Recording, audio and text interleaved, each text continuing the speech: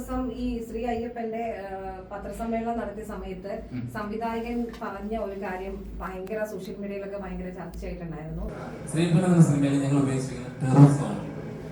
ടെററിസ്റ്റുകൾ December 6-ാം തീയതി പൗർണമി day അന്ന് ശബരിമല ആക്രമിക്കാൻ വരുന്നതാണ് നമ്മുടെ സബ്ജക്റ്റ്.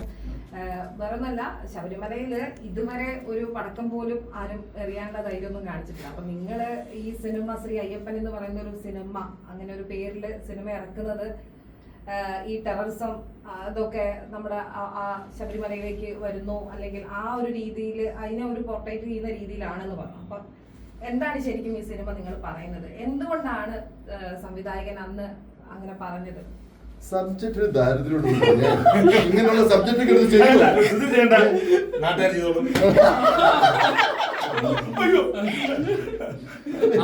ഞാൻ പറഞ്ഞ ഇന്റർവ്യൂടെ കുറച്ച് ഭാഗം മാത്രമേ കണ്ടില്ല. അതിന് പൂർണ്ണമായ ഇന്റർവ്യൂ അതിനകത്തുണ്ട്, അത് ആരും കേട്ടില്ല അല്ലെ. നമ്മൾ ആ ഒരു കണ്ടന്റ് അല്ലേ, ഒരിക്കലും ശബരിമല തകർക്കുമെന്നോ അല്ലെങ്കിൽ തകർക്കാൻ വരുന്നോ പറഞ്ഞില്ലല്ലോ. ഇനി അഥവാ വന്നാൽ ഇങ്ങനെയൊക്കെ സംഭവിക്കും. ഇല്ല,